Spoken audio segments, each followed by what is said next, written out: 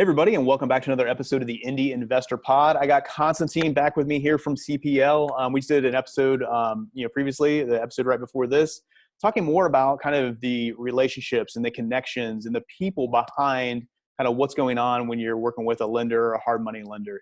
On this episode, we want to kind of focus a little bit more on kind of the nitty gritty of it, kind of the nuts and bolts of what's going into a hard money deal, what you need to be consider, what you need to consider, what you need to be aware of.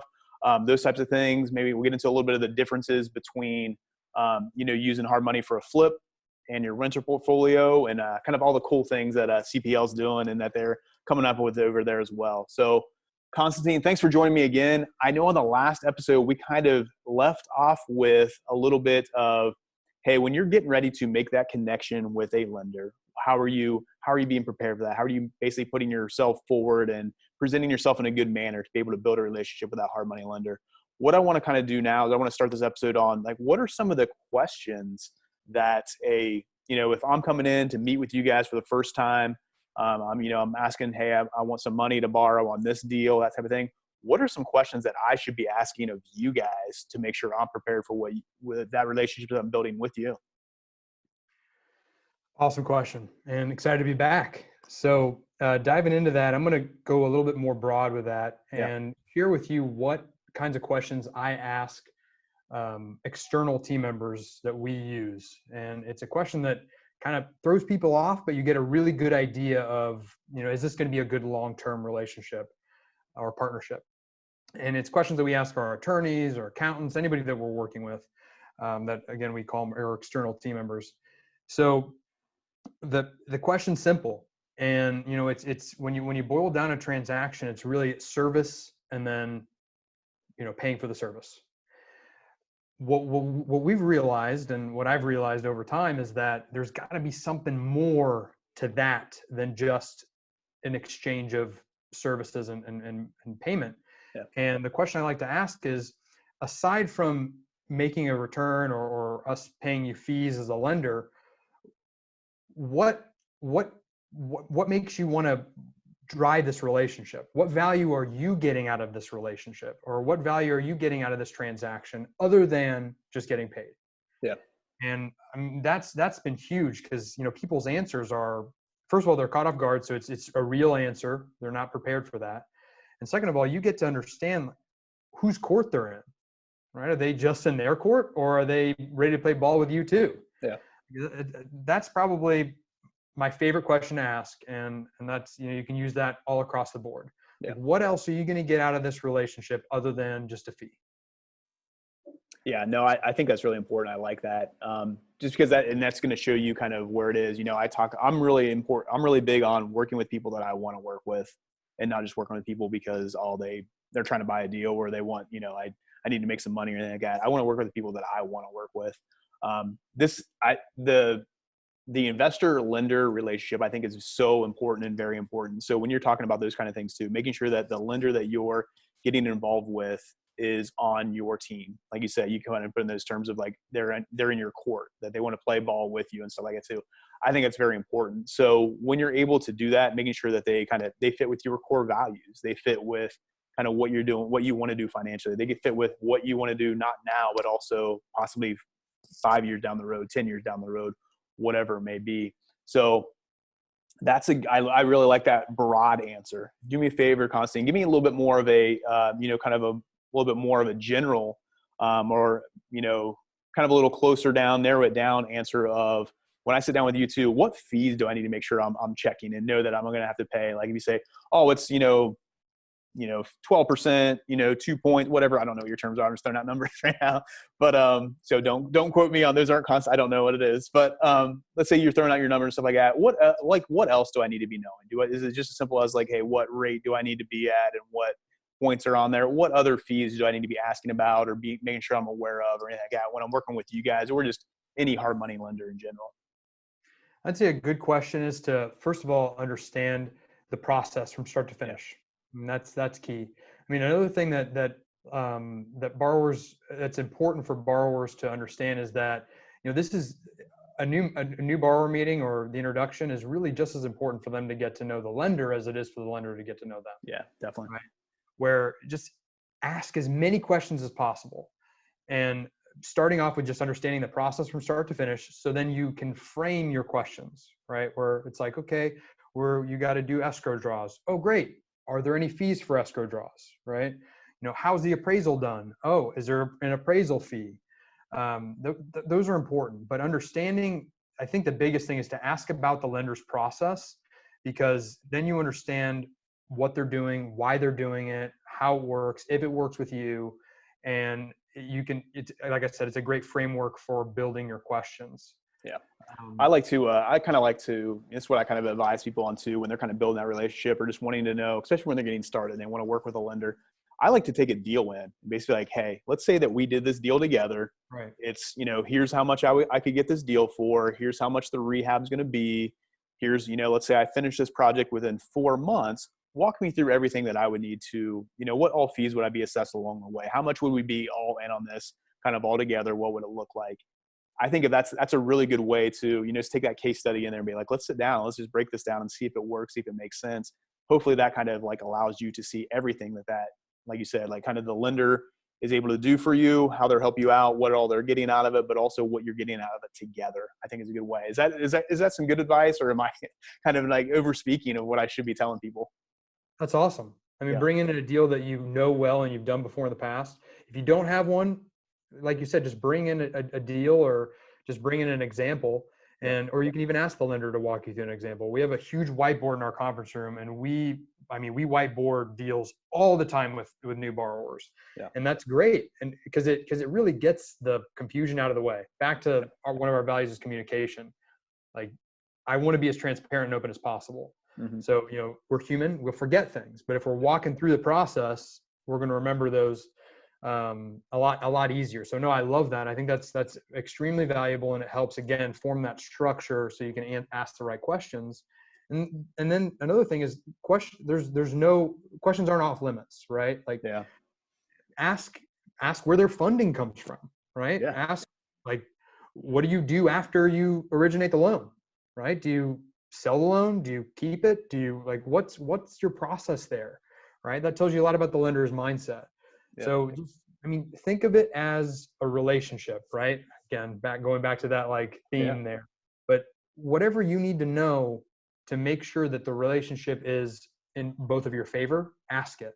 Yeah. There's no off limit questions. Yeah, that's 100% true. This is going back into my teacher days or whatever, but like where the teacher said, hey, there's no dumb questions. There's no such thing as a stupid question.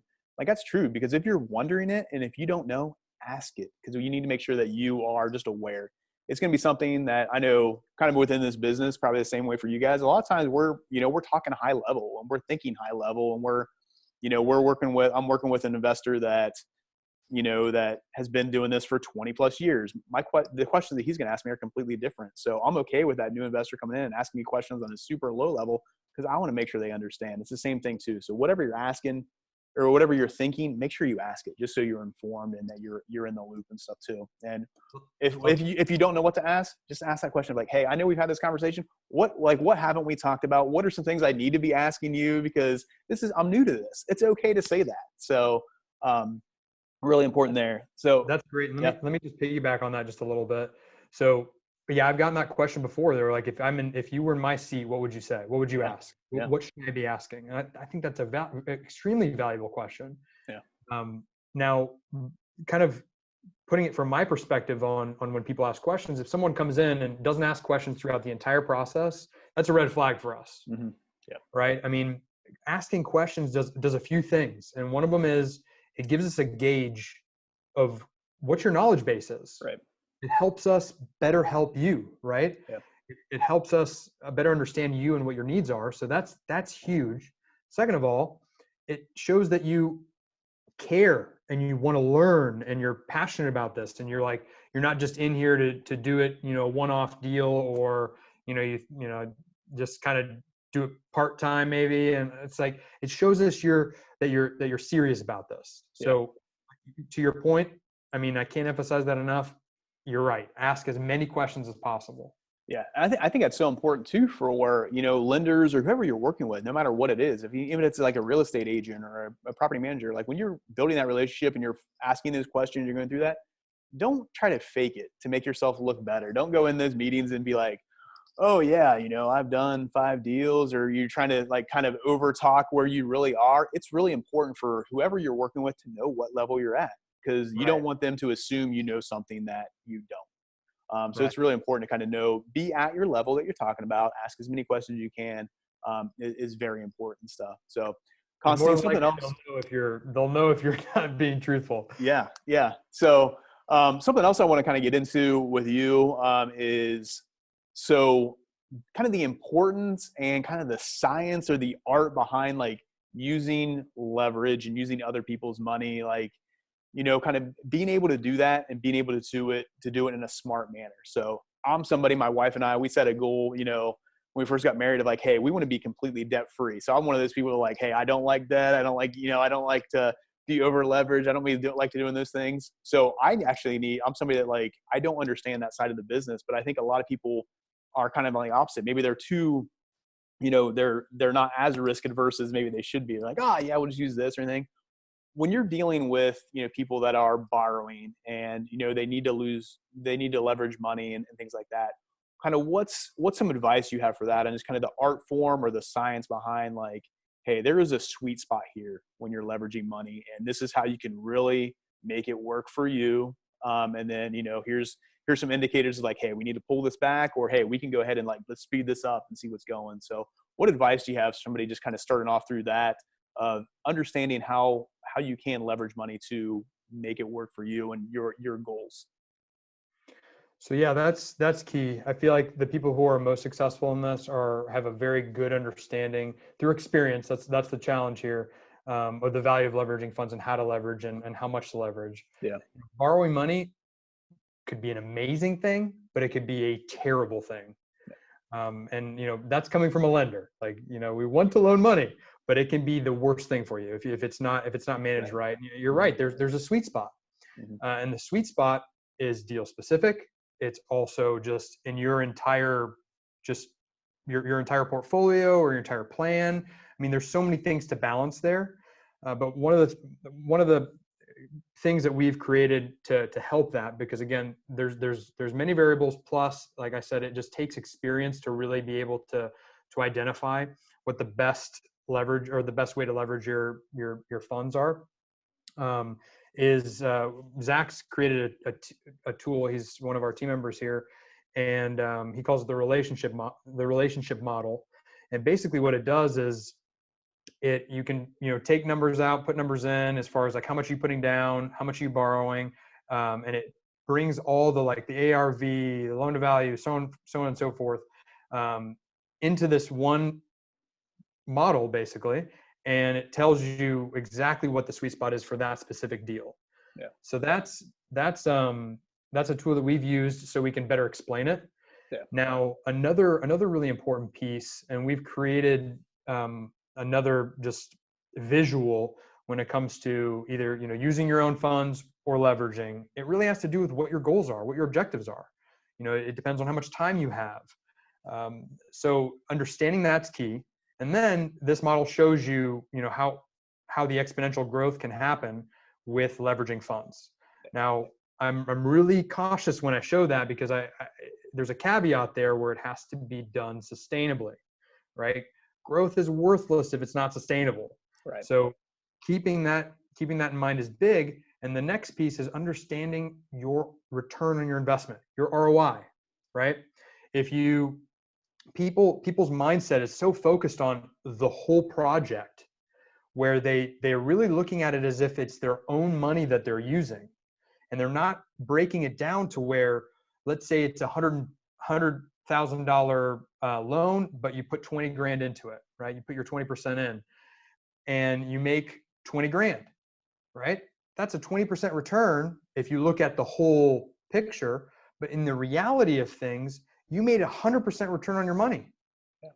So that's where I feel like people fall short in understanding exactly what their money is doing for them. Yep. So basically you took our tool and allowed you to make a return that you're controlling, which is another thing that's huge. You look at the stock market, there's I mean, infinite variables. And when you really think about it, you've got control over none of them. Right. Right? So in an environment where you have a lot of the control and you manage your own destiny, you're making a triple digit return. That's the biggest thing. So people having that mindset and understanding that it's not really all the numbers put together. It's how much are you making off of the money that you're putting into the game. Does that make sense? Yeah, definitely. No, I really like that. Good examples and kind of walking through that stuff. So I really appreciate that, man. So, we'll at the end of this episode too, we'll give out your contact information, everything like that. So if anybody does have any questions, wants to reach out to you guys, we can definitely connect with that. So I want to get into a little bit now too of just like when I first, got into this and kind of understanding what's going on, when I looked at hard money, I was specifically thinking like, hey, hard money lenders, and this is I think a misconception out there of like hard money lenders are only good if you're like flipping properties and things like that. But I do think there's an advantage too that people can utilize for being able to do some buy and holds and stuff. So can you get in a little bit too of just like how, number one, using hard money is going to work for flips and being able to do that, but also how it can work for using it to build your buy and hold portfolio as well. Right. So you're spot on. I mean, the traditional model is fix and flip for hard money lenders, but it definitely can work for buy and holds. Some of the key differences, obviously, is your exit strategy is going to be different. That goes back into planning and preparation. When you're doing a buy and hold, you're limited or when you're doing a flip, you're not limited because you have multiple exit strategies, right? You can throw a tenant in there. You can, actually turn it into a rental portfolio. You can even not finish the project and flip it to someone else, right? There's so many different ways to get out of a flip. With a buy and hold, I mean, your objective is to hold it long term. So you need to get permanent financing out. So that's back to building that depth on your team, and making sure you have multiple lenders, making sure that you plan out your process well, because timing is going to be of the essence when it comes to rental, borrowing money for rentals, where we're really there to help you acquire it quickly, add value, get it stabilized, and then bring in your traditional lender. Now, if it goes too long, you got to make sure that you're able to cash flow it, in any kind of circumstance. Obviously, you need to make sure the deal that cash flows from the beginning. You don't want to be putting money into something hoping for a return later down the road. So that's definitely key there. But I think the biggest thing is just planning, getting your lender involved from the beginning, your conventional lender, getting your conventional lender involved from the beginning, where it's like, here's the plan. This is what I'm doing. Get started now. Tell me what you need. It's getting it, getting us started in tandem is going to be your highest chance of success. But those are the major differences. Yeah. I think it's a really good point too. I think a lot of people do get into that and they're like 3 months in and it's renting and it's okay. It's cash flowing. They're like, okay, now I'm going to try to, hey, who has a contact for me? Who has a traditional lender? If you can do it from the start and kind of build that, coming back to that whole, networking and building relationships, connections thing of like, have all those people in your pocket, try to some different ones, because different ones work for different projects as well. Constantine, when you're doing that, when you're kind of, you're working on that, building your buy and hold portfolio, then you're looking to refinance with your, traditional lender and stuff, is this a personal preference? Is it by case basis? Or is that like, what's kind of better for those investors that are out there to do just one at a time? Or is it like, hey, should I try to get 5 within this portfolio and then refinance it all together? Do you have any advice for kind of anybody like going through that of kind of what maybe works for, is that something that can work for anybody? Or is it just basically like, hey, it's kind of depends on what you want to do and how quickly you want to grow? It's more of a timeline thing versus like, hey, this is a better strategy. I mean, I can definitely speak on that. So, the main idea here is it's possible you can do multiple ones. I think the biggest thing is to understand your conventional lender, your permanent financings process, and what they are allowing to happen. Last thing you want to do is expect them to be able to do back-to-back properties and not be able to get you out of it, because at the end of the day, we're short-term money, or hard money lenders are short-term money. Yeah. And that's another thing in the model, the relationship model that we have, is it shows the gradual shift in who's making more money on the deal, right? Yeah. And we like to show that so people understand that, hey, after a year or so, or a year and a half, like it's starting to not be worth it. Right. So that's the key thing there, is really understanding what your lender is how to work with your permanent financing or your conventional lender up front. And then the other biggest thing, and like you said, it really depends on the circumstance. It depends on what their goals are. But cash flow is huge. Like, it's back to how many deals can you do, depends on how much cash you've got in the bank, obviously. Yeah. Like, you've got to have that, if I've got, 25,000 or 30,000, 50,000, whatever the number is in the bank, and I've got some more in there, that means I can do more deals. Yeah. So that's one of the simple red flags that we try to have our borrowers get through, mentally have, that psyche or that mindset where, like, there's a wall there. And if I get past that, I can't do any more. So the biggest thing is just preparation and understanding your exit strategy, which is your permanent financing, and what their limitations are. A lot of them will get creative with you. They're like, hey, we can, if you do it on your personal side, we can, have X amount of deals, and then you can bring in, put some in your wife's name or your, so on and so forth. Like, there's strategies, but it's back to, like, talking, thinking through it, and planning. And asking questions, right? Comes back to that as well. Just asking that question. What else? What am I not thinking about? What am I not considering? What can we do? How can we make it happen? Yep, exactly. So I want to dig into this a little bit. I didn't prepare you for this question, but so I know with wholesalers, I know some of us, we like, wholesaling sometimes just has a negative connotation to it, of just like, hey, just be careful of these. Like, it's not, some of them are sketchy, some of them are good. Like, it has a little bit of a negative connotation to it. And, I speak to that each and every day.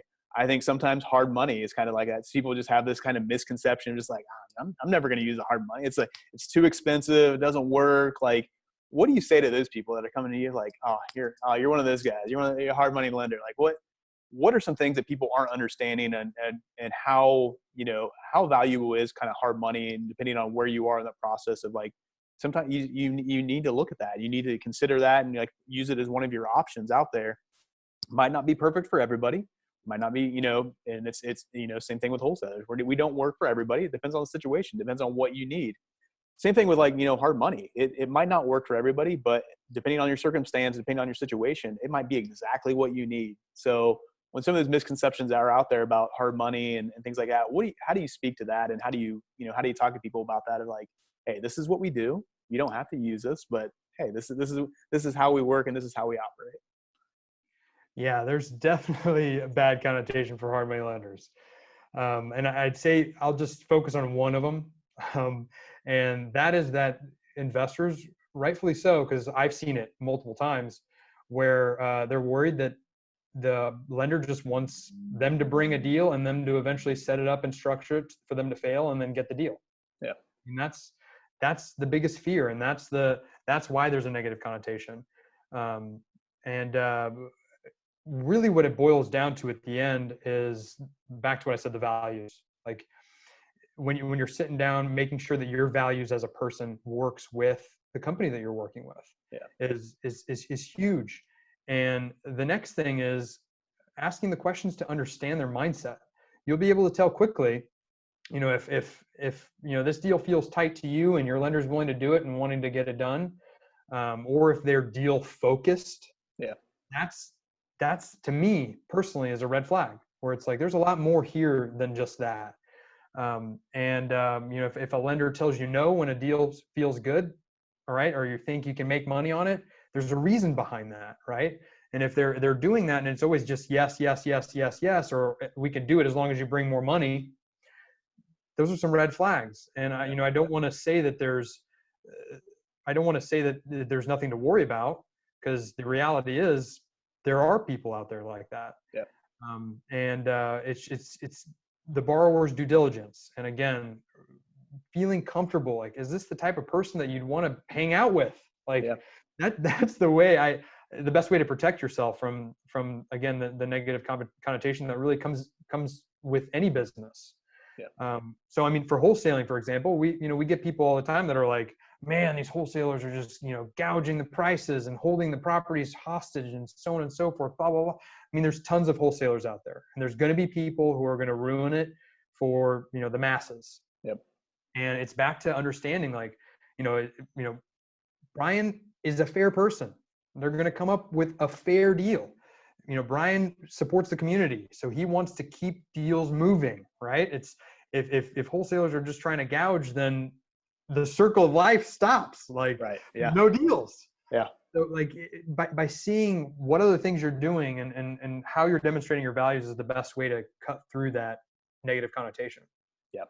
Like that. And it's just, yeah, it comes back to like kind of what do they stand on? What are their core values and things like that. It's one of the first things when I'm working with companies and stuff like that. It's one of the first things I ask is like, hey, what's your mission and what are your core values?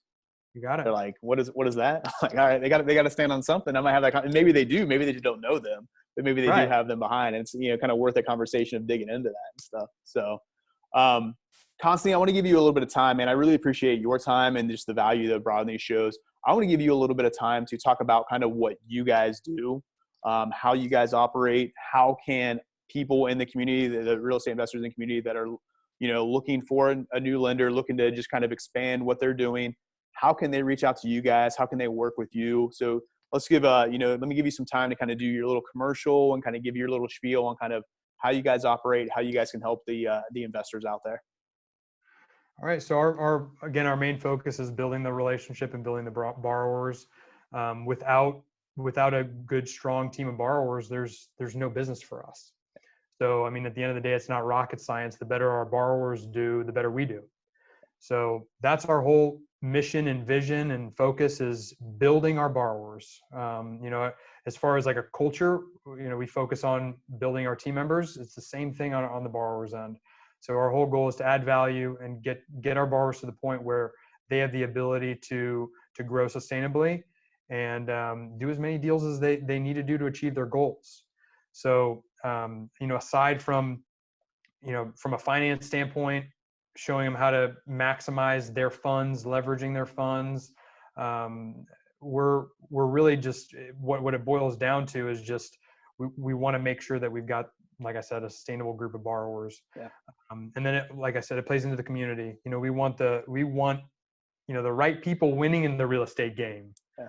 So it's back to that negative connotation, and that's our whole ideal here is we want to bring people up, which ends up bringing our community up, and we all do well. We all succeed.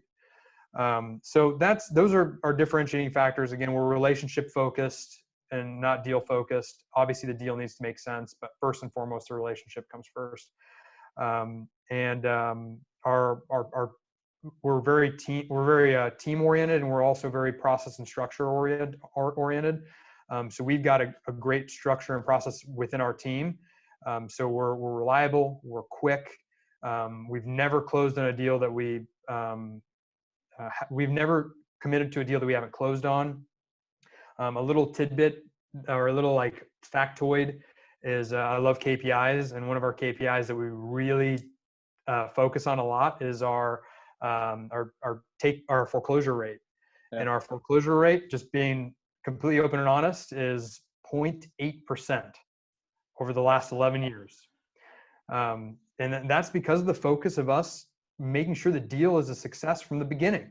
Yeah. Like, again, it's the right deal for the right borrower. So, the rest of it is pretty similar to other lenders. We have only 3 areas clear cut that we charge fees, and we have an origination fee, we have interest only payments, and we have points that are collected in arrears. And again, in arrears also plays into our values because we want to make the bulk of our money when you make the bulk of your money. Yeah. It also keeps our mind in the game, right? Where it's like, if we got our points up front, or we got, payments paid in advance, or whatever the circumstances, our skin in the game's already out. It's not in the game. We're not in it with you.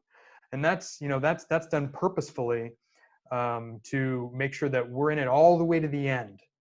And, that's there. So whoever is on our team or whatever team members come on, they're forced by the process to focus to the very end. Yeah.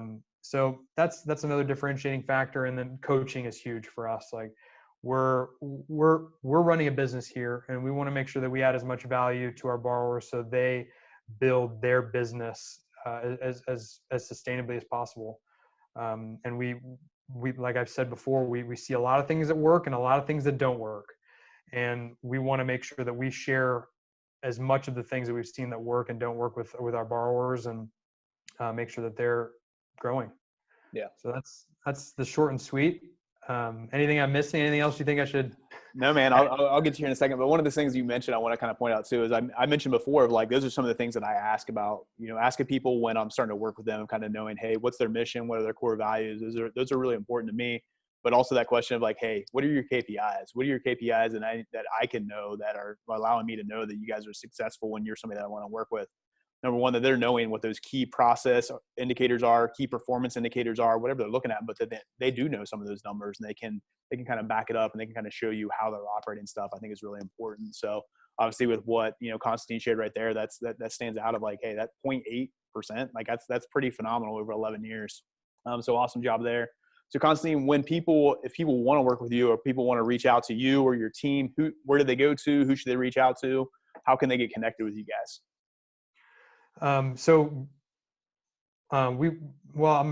Noha's probably the first person to go to. You're probably going to touch base with everyone on the team for the most part. But she's our office manager. Our number is 317-846-4131. Either Noha or Zach will answer the phone. And then Wade is our relationship manager. So he'll work you through the process, answer your questions, kind of get you started, get you comfortable, do the new borrower meeting with you, and he'll bring Zach in too. And Zach is really the behind the scenes meat and potatoes, brainstorming, strategy, understanding the project, evaluating the project, making sure it makes sense from a financial standpoint. So that's the upfront interaction. That's who you're going to meet on the team. Another thing that's a value add on our end that we haven't been able to offer in the past, but we're able to offer it now is, we work a lot with new borrowers because we see their potential and we want to help them grow. And you got to start somewhere. And if no one's willing to, send out a lending hand, no pun intended, you're not going to get your chance. Yeah. So that's some of our best success stories. So, which someday I would love to share some success stories if we got a minute. Yeah. But Zach he has time now, and the team has time now where they can, if you do things proactively and you come in, you get situated with us as a new borrower, you get approved, bring us deals. We'll review them. We'll say, hey, out of these 3 deals, what do you think and why? Right. And we're educating you, right? We're helping you build who you are and build your knowledge base so that you can bring us better deals or better understand what we're looking for. So that's huge. In the past, we just didn't have time because there was just so much going on. Now, since our team has expanded, we can offer that value add or that luxury. So come in, get approved by us, and then use us as a resource. That's our biggest value add. We're a resource. We're there to educate you because, again, that's how we all win. Yeah.